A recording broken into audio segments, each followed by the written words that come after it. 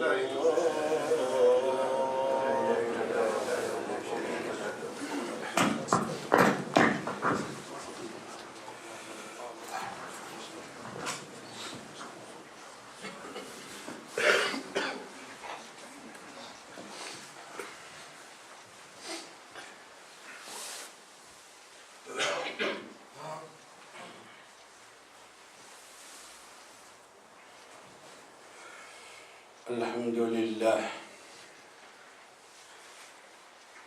لله الذي جعل الاهتداء بالهدي النبوي وسيلة إلى معرفة الله، فما أسعد من اهتدى بهدي نبيه المصطفى صلى الله عليه وسلم، وما أتعس من حاد عن سبيله. نحمده سبحانه وتعالى حمدا كثيرا ونسبحه بكرة وأصيلا، وأشهد أن لا إله إلا الله وحده لا شريك له، وأشهد أن سيدنا محمدا عبده ورسوله، أرسله الله بالهدى ودين الحق ليظهره على الدين كله وكفى بالله شهيدا. ليطع الله ورسوله فقد رشد واهتدى، ومن يعص الله ورسوله فقد غوى واعتدى وخسر خسرانا مبينا. أما بعد، فيا أيها المسلمون، إننا الآن في بداية السنة الهجرية، السنة الهجرية التي سميت على هجرة نبينا المصطفى صلى الله عليه وسلم، السنة الهجرية. فهنا سنقف عند التاريخ بالسنة الهجرية وقفات حتى نعلم ما سبب التاريخ بهذه المناسبة، ولماذا لم يؤرخوا بالبعثة، ولماذا لم يؤرخوا بالميلاد، ولماذا لم يؤرخوا بأول غزوة، ولماذا لم يؤرخوا بأول انتهاء نزول القرآن وإلى غير ذلك. فهذه كلها أسئلة يجاب عليها بالنحو التالي: أولا، إن التاريخ لا يصلح للأفراد ولا يصلح للهيئات، وإنما يصلح للدول، ولا يصلح للمشايخ ولا للزوايا ولا للهيئات، وإنما يصلح للدول ويصلح للحضارات. فمن هنا بداية الدولة الإسلامية، بداية تأسيس الدولة الإسلامية كان في أول سنة هاجر فيها النبي صلى الله عليه وسلم. فإذا ما رجعنا إلى المناسبات فنجد المناسبة الوحيدة التي لها علاقة بالدول هي الهجرة من مكة إلى المدينة. ففي مكة حصلت مناسبات عدة، ولكن هذه المناسبات لا علاقة لها بالدول ولا علاقة لها إلا بالأفراد. فمن هنا لم يؤرخ بواحدة منهن، لم يؤرخ بالبعثة، لأن البعثة شأنها هداية الأفراد لا تكوين الدول، هداية الأفراد. فكان صلى الله عليه وسلم يقول للناس: قولوا لا إله إلا الله تفلحوا، قولوا لا إله إلا الله تفلحوا. فبالفرد الواحد لا تتكون دولة، وبالفردين لا تتكون دولة، بل تتكون بالجماعة. فلم يتحقق أمر الجماعة تعالى بالهجرة النبوية. أما الهجرة الفردية فقد حصلت عدة مرات، حصلت في المرة الأولى إلى الحبشة، وحصلت في المرة الثانية إلى الحبشة، ثم حاول أو هاجر الرسول صلى الله عليه وسلم إلى الطائف فرجع إلى مكة. لم يؤذن بعد بالهجرة الحقيقية الواقعية إلا بعد أن تمت إلى المدينة المنورة. فقبلها رأى رسول الله صلى الله عليه وسلم في المنام قرية تأكل القرى، ويروى مدينة تأكل المدن، ولا وهي المدينة المنورة مدينة يثرب التي هاجر إليها بعد ذلك. وهذه هي التي تسمى بالهجرة الواقعية الشاملة لكل الأمور. أما الهجرة إلى الطائف فقد كانت من الإرهاصات لهذه الهجرة، فبدأت الإرهاصات تظهر، منها الهجرة إلى الطائف، ومنها الإسراء والمعراج. ثم بعد ذلك جاءت هذه الرؤيا التي هي مدينة أو قرية تأكل كل القرى، فأولها صلى الله عليه وسلم على مدينة يثرب. ثم هاجر صلى الله عليه وسلم والصحابة وأسلم أهل الأوس والخزرج، فتكون بهم مجتمع جديد، مجتمع حيوي صحيح. ثم بقي الناس على ذلك إلى أن توفي صلى الله عليه وسلم. ثم جاء أبو بكر فحكم ما شاء الله أن يحكم، ثم التحق بربه. ثم جاء عمر بن الخطاب فحكم، فوقع الالتباس في شهر من الشهور، فكتب الراسل في أول رسالة في 15 أو في 21 من شهر شعبان، فاختلفوا في أي شعبان، أفي شعبان هذه السنة أم في شعبان في السنة الماضية. فوصل الخبر إلى عمر بن الخطاب فقال لا بد أن نضع للسنة تاريخا، فجلسوا فتوافقوا على السنة الهجرية. وهذا فقه عميق يدركه عمر بن الخطاب، الذي قال فيه صلى الله عليه وسلم لو سلك الشيطان واديا أو لو سلك عمر واديا لسلك الشيطان واديا آخر، وذلك لما كان يحمله في نفسه من الحق والعدل رضي الله تعالى عنه. ثم قال نؤرخ بالهجرة، والهجرة في أي شهر كانت في ربيع الأول، وقيل في 12 من ربيع الأول حدثت الهجرة النبوية. وهنا مسألة فقهية مهمة وقضية عظيمة. فالصحابة فكأنهم رأوا أن الهجرة والمولد لا يجتمعان في تاريخ واحد، فإذا أرخنا بالهجرة فمعنى أن المولد لا يوجد له أثر، وإذا أرخنا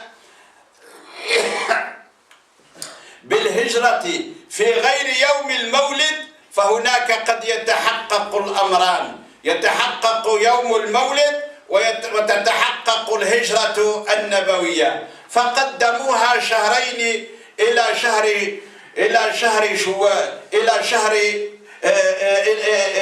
شهر محرم. ففي أول محرم فبدأوا يؤرخون من هناك فجعلوها تاريخا هجريا، قدموه شهرين على الوقت المعهود، فبقي المولد في موعده والهجرة في موعدها. فمن هنا استنبط أهل الفقه فقالوا المولد ليس بدعة كما يدعي بعض المتفيهقين.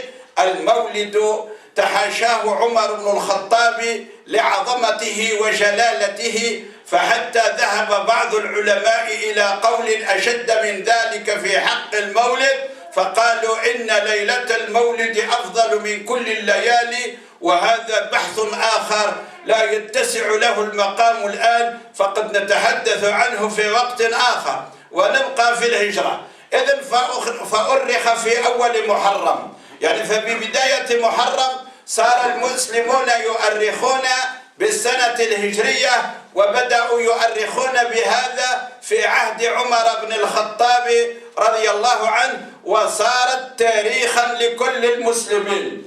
ثم ابتلي المسلمون في القرن 20 وال21 بدجيجل جعل التاريخ في وفاة النبي صلى الله عليه وسلم، فكان يؤرخ بوفاة الرسول. فعلى كل حال فالتاريخ بالوفاة جريمة نكراء يعذر صاحبها عليها. فما معنى التاريخ بالهجرة أو التاريخ؟ هو الاحتفال، أي أن الناس يحتفلون ببداية السنة. وهل يجوز لعاقل أن يحتفل بوفاة الرسول صلى الله عليه وسلم؟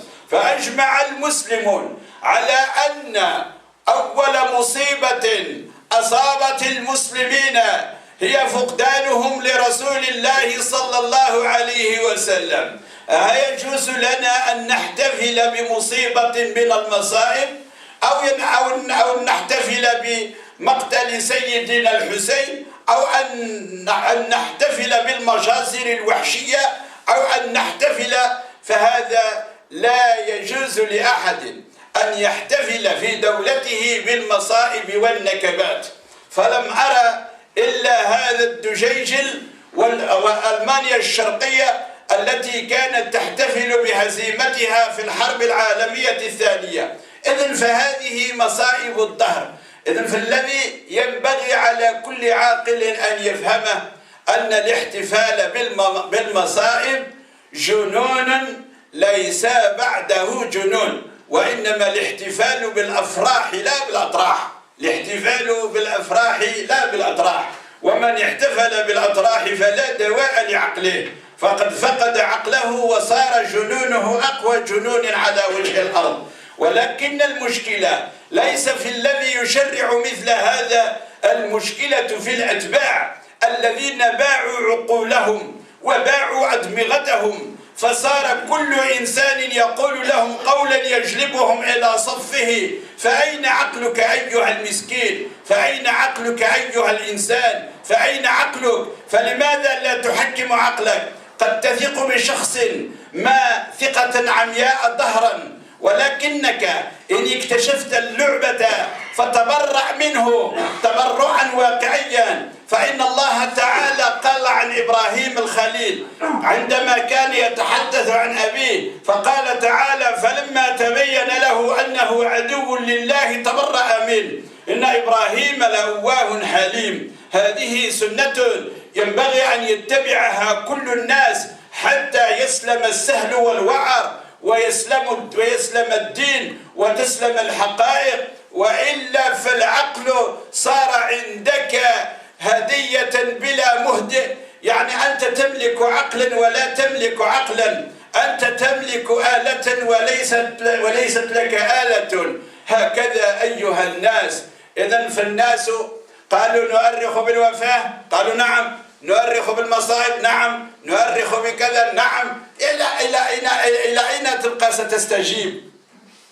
الوحيد الذي نستجيب إليه هو الله والرسول. يا أيها الذين آمنوا استجيبوا لله وللرسول إذا دعاكم لما يحييكم واستجيبوا لمن يستمد المدد من الله ومن رسوله. وإن ادعى رجل ذلك فأفعاله تصدقه أو تكذبه، فإن صدقته أفعاله وصدقته وقائعه فنستجيب له، وإن كذبته الأفعال وكذبته الشواهد الامتحان فحينئذ نتبرأ منه، حتى لو لازمناه 20 سنة، حتى لو اعتقدنا فيه الولاية الصلاح، حتى لو اعتقدنا فيه ما شاء الله أن نعتقد، ونتبرأ منه في اللحظة الحاسمة، لأنها عقول، لأنها كنز ثمين، لأنها هدية ربانية لكل الناس. فالله تعالى قال: ولقد كرمنا بني آدم. بماذا؟ بالعقل. وحملناهم في البر والبحر ورزقناهم من الطيبات وفضلناهم على كثير ممن خلقنا تفضيلا. ثم قال لك بعد هذه النعمة، بعد هذه الهدية: يوم ندعو كل أناس بإمامهم. يوم ندعو كل أناس بإمامهم. فتبتدئ الإمامة من إمامة الرسل إلى إمامة الشياطين، وتنتهي بإمامة الشياطين. فهناك أناس استجابوا لرسل الله فسلموا من غوائل جهنم والجحيم، وهناك أناس استجابوا لأعداء الرسول فلم يسلموا من غوائل الجحيم فصاروا فيها من الداخلين. هؤلاء دعاهم إمامهم وهو الرسول الذي بعثه الله تعالى فيهم فاستجاب لهم. قال تعالى: ولما ونجينا هودا والذين آمنوا معه. يعني نجينا هودا والذين آمنوا معه، نجينا صالحا والذين آمنوا معه، نجينا شعيبا والذين آمنوا معه، نجينا موسى والذين آمنوا معه، لأنهم استجابوا لرسول الله فنجاهم الله تعالى فاستحقوا النجاة. وأما الذين اتبعوا إمامة الشر وإمامة الضلال فاستجابت لهم جهنم. يوم يقول لجهنم: هل امتلأت؟ وتقول: هل من مزيد. يوم نقول لجهنم: هل امتلأت؟ وتقول: هل من مزيد. والعياذ بالله تعالى من الجحيم وسعيره. أيها المسلمون، هكذا الله تعالى قال: ولقد كرمنا بني آدم.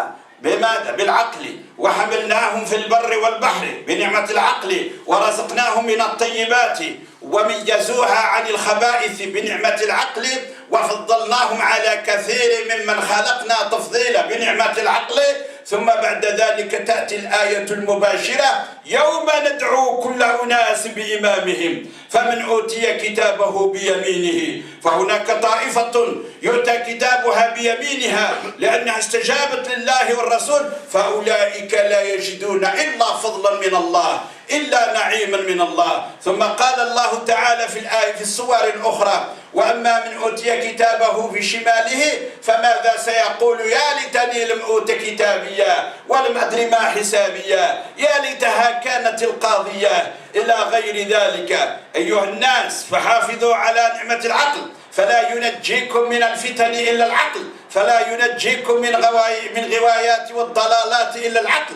فلذلك كرموا العقل بهدي الله يكرمكم الله سبحانه وتعالى. هكذا أيها المسلمون. إذن فالتاريخ بالمصائب والوفيات فهذا مصيبة ينبغي أن تطوى في طي الزمان، فنرجو من الله سبحانه وتعالى التوفيق، والحمد لله رب العالمين.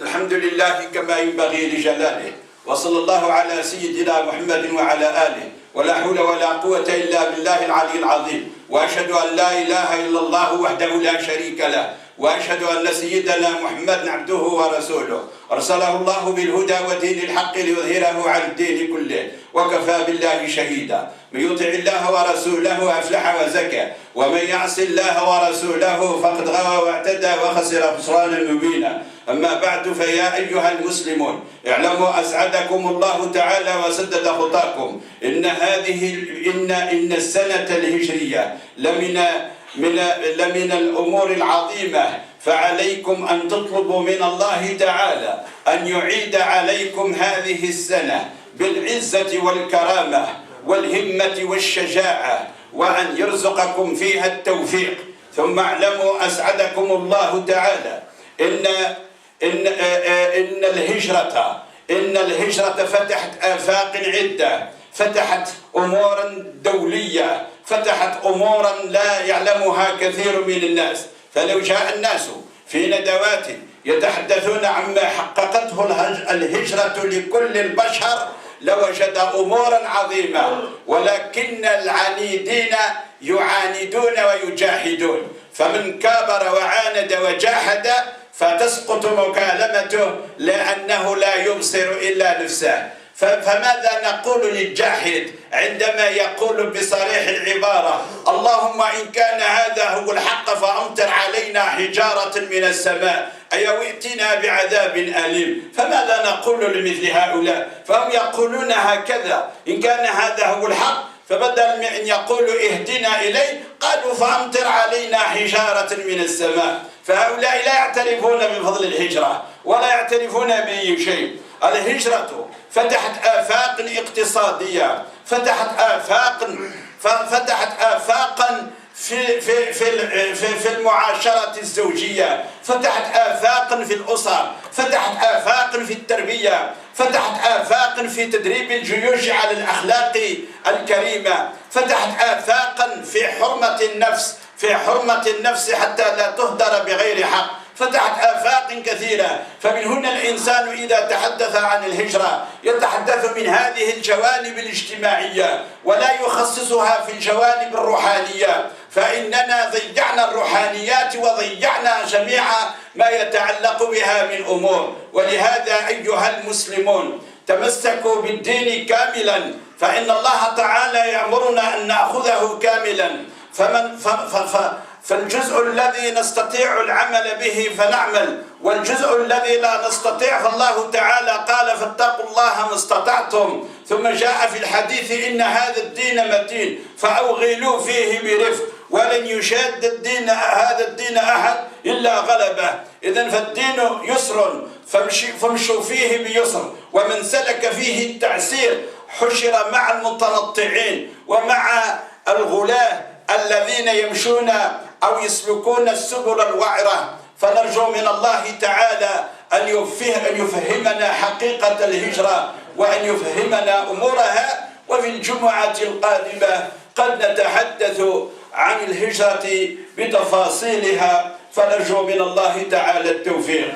اللهم صل على سيدنا محمد وعلى آل سيدنا محمد كما صليت على سيدنا إبراهيم وعلى آل سيدنا إبراهيم، وبارك على سيدنا محمد وعلى آل سيدنا محمد كما باركت على سيدنا إبراهيم وعلى آل سيدنا إبراهيم في العالمين إنك حميد مجيد. اللهم ارض عن الخلفاء الراشدين أبي بكر وعمر وعثمان وعلي وعن سائر الصحب أجمعين. اللهم ارض عن التابعين وتابع التابعين ومن تبعهم بإحسان إلى يوم الدين. اللهم احشرنا في زمرتهم يا رب العالمين. اللهم فقهنا في ديننا وعلمنا ما جهلنا. اللهم احشرنا مع المتقين. اللهم احشرنا في زمرة الصالحين. اللهم احشرنا في زمرة المجاهدين. اللهم احشرنا في زمرة الشهداء الذين استشهدوا في سبيلك بغية إعلاء رايتك العالية يا الله يا رحمن يا رحيم. اللهم اصلح أحوالنا، اللهم اصلح أحوال الذرية، اللهم فقهنا في ديننا وعلمنا ما جهلنا. اللهم بصرنا بعيوبنا، اللهم بصرنا بعيوبنا،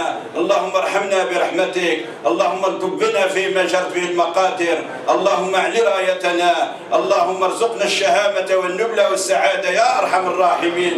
ربنا عليك توكلنا وإليك أنبنا وإليك المصير. ربنا لا تجعلنا فتنة للذين كفروا واغفر لنا ربنا إنك أنت العزيز الحكيم. فأرجو من الله تعالى التوفيق